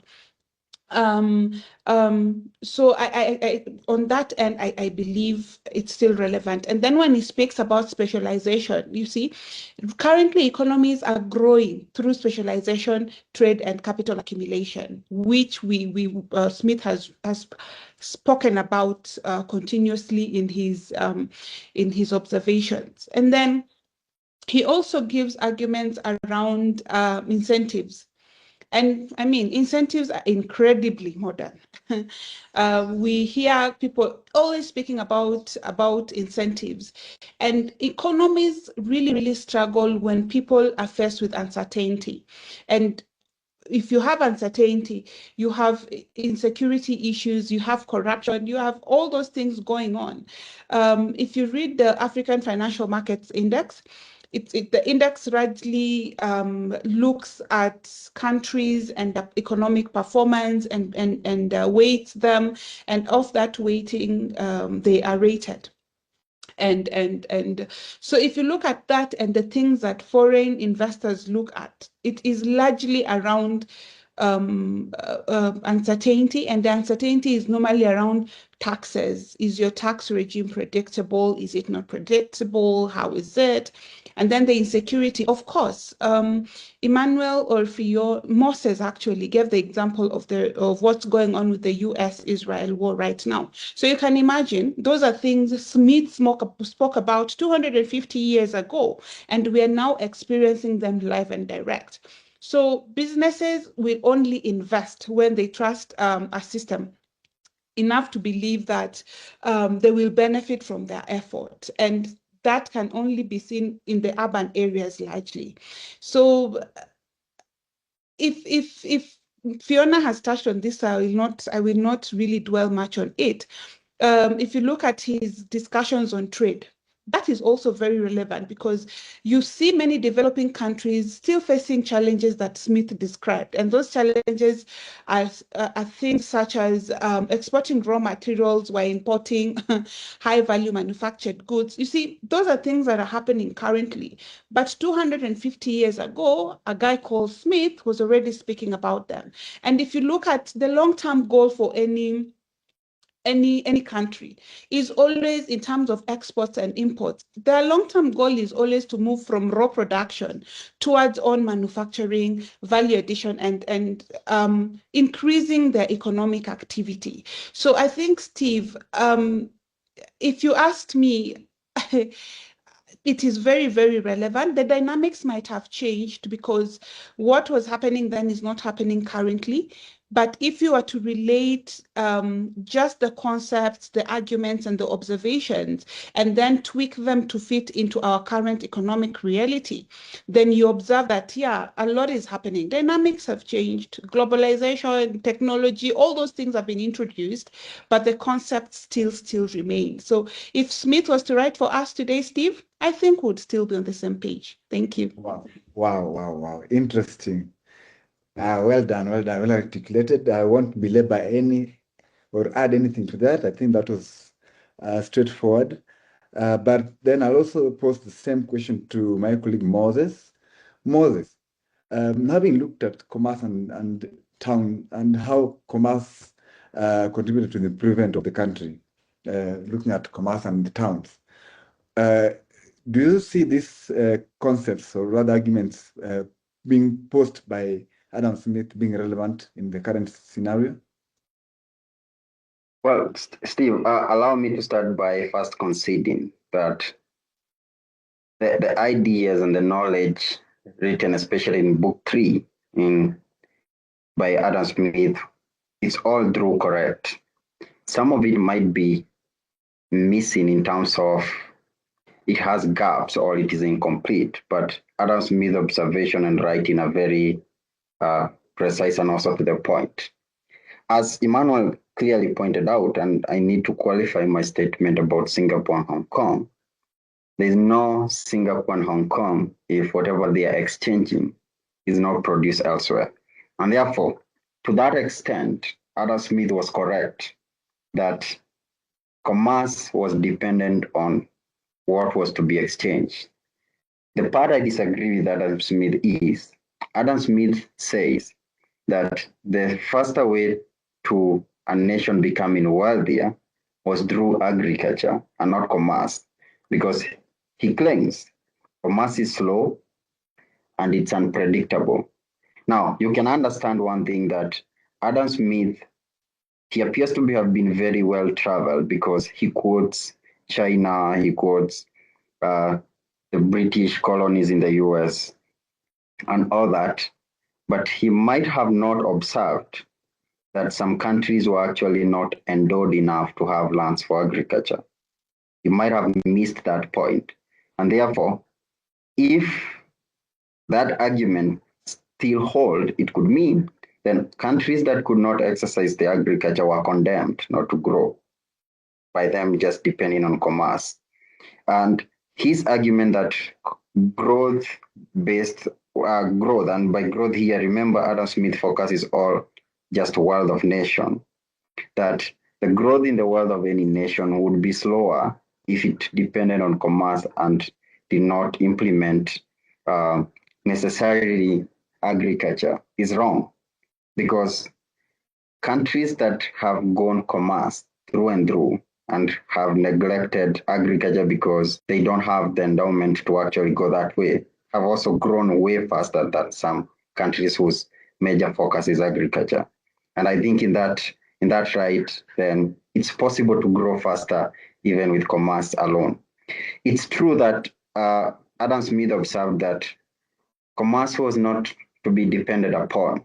And this argument stems from Adam Smith lived in times where war would emerge any time. And therefore, if war emerged and people who were producing decided not to transport their goods to be exchanged in towns that depended on commerce, then it means, and allow me to give a simpler example, if the people in Nairobi who trade in making fries or selling potatoes, and then there's war that cuts Nairobi off from those who produce potatoes, like my village, Molo, then it means the people dependent on that commerce would definitely find it very difficult to survive.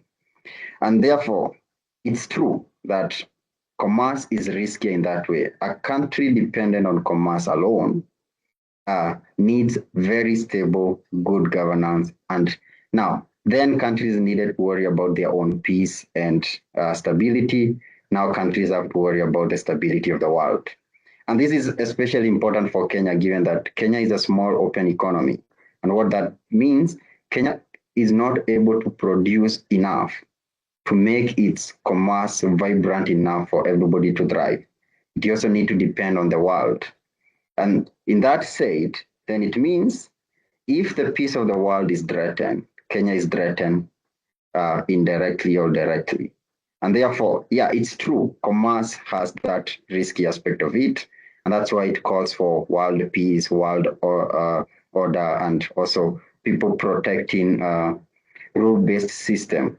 And I think for me, reading these and given the fact that Adam Smith was not as fortunate as probably I am, and those of us seated here to attend an economic class, and him making those observations and those comments, I think that was brilliant work. Thanks. Yeah, whereas we read and also understand, we also have to try and poke holes where they exist. So thanks a lot, Moses, for doing that.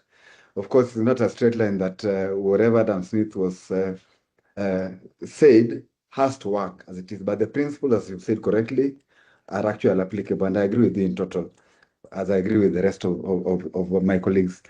As we come to a close of this particular session, guys, I want us to probably do our concluding remarks.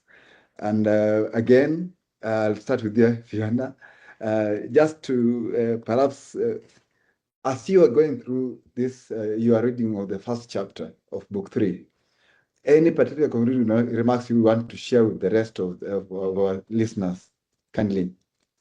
But maybe I could just add something that's not very, it's not very not obvious, is the fact that, Adam Smith has taught us a lot about even just observing how different systems work, and to understand cliche how nations work. And so for me, that is something that I will always love about this particular book, especially now because this is the third time that I am coming on here as a discussant. Yeah. So I think Adam Smith remains important, and it's good to remember as one reads this book that it's about how households and firms become wealthy. In the present day and in an age of global competition and geopolitics, we tend again to talk about nations competing against nations, which just does happen. But what is easily lost is that there are people living within these nations, and that we should take the lessons of the past and apply them in the present. And in this case, the lessons about the wealth of nations, placing a primacy as much as we can on the individuals, not forgetting them, even as we try to negotiate new positions at the global level. And that ultimately, if we should choose a direction to go, we should base our friendships among nations primarily on those nations that espouse freedom for the individual, and have those as the foundation of our foreign relations. Thanks. Moses said something, I call him Musa. So he said something very interesting about he thinks Adam Smith must have been really well traveled, and that hit me because, he gives examples of what today we are calling developed countries, and those developed countries are countries that we think are wealthier, right? So he gives examples of some of the wealthiest nations as he is writing, and for me, it takes me to the point of even as we think of these cities and towns and just their growth and how things have happened, it would be interesting for us to just pick in terms of the development records, where they started to where they are right now, what they did right and what they did wrong, for them to get to the point of developed countries. Because, I mean, Adam Smith's book, The Wealth of the Nations, is just a journey of wealthy nations to where they are today, if in my view, what their journey has been, what they did right, where they started most importantly. And so for me, I think for a book that was written 250 years ago, sitting at the Institute of Economic Affairs in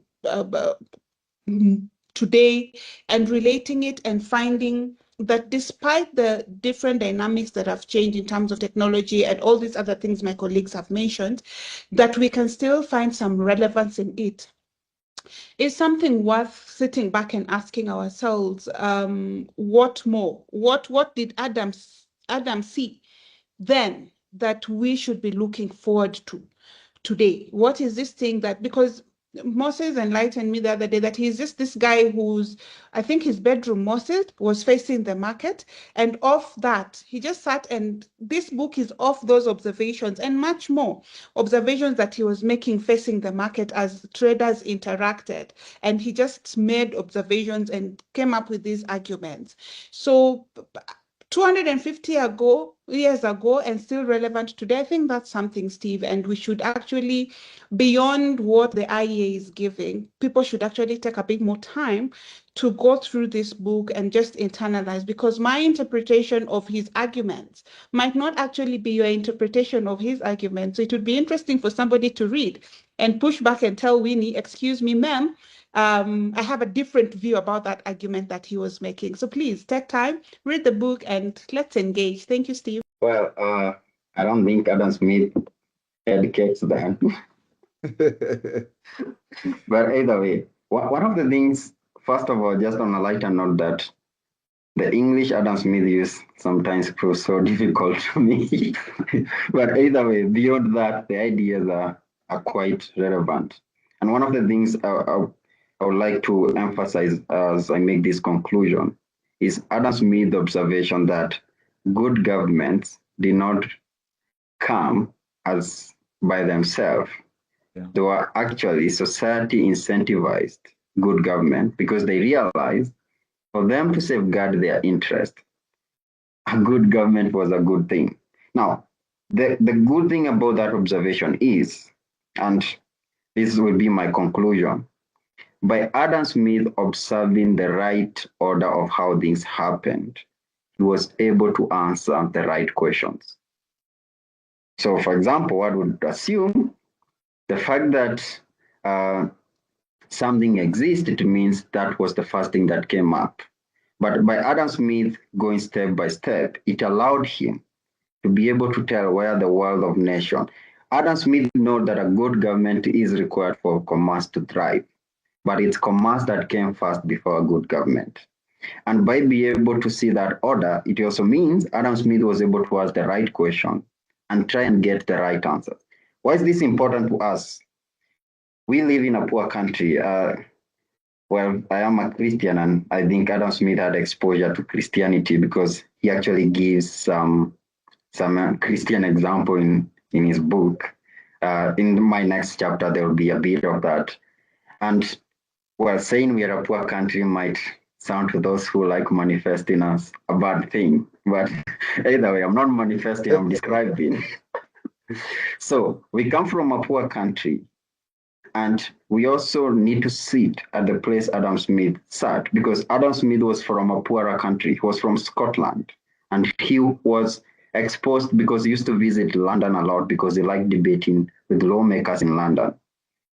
And he noticed that England is way wealthier than we are. And he goes and explores what makes a nation wealthier. He asks the right question. He checks the order of how things happened.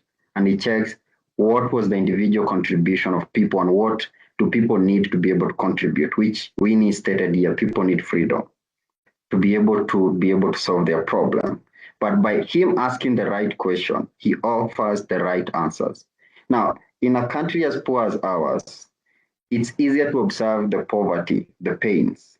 But if the questions are not asked right, the suggested solution will always go wrong for us. And I think that's an important lesson that we all need to learn here, because, again, some of the laws that have been implemented or have been suggested in this country are diagnosing the wrong problems and therefore solving the wrong problems, some which exist and some that don't, and therefore they end up creating more problems for us. Maybe we need an Adam Smith moment as a country. Thank you very much. Thanks a lot, Moses. I think I'll end it at that. Maybe we need another Adam Smith moment in this country. Yes, I couldn't agree more. So with that, guys, we come to the end of today's recording. We have still 2 more chapters to go. We have 2 more books, rather. Book 5, which is titled Of Systems of Political Economy, with 9 chapters. That will be tackled next week, or we'll just post it on our social pages. And book 5, which is of the revenue of the sovereign Commonwealth.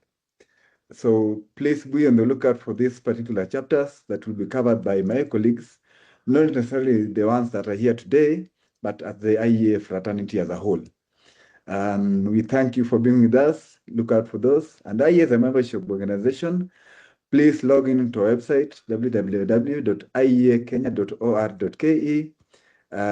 Click on our membership tab. You'll be directed accordingly and be assisted to join in as a member with very, very, very many benefits. And so with that, I thank you a lot and look forward to the next session.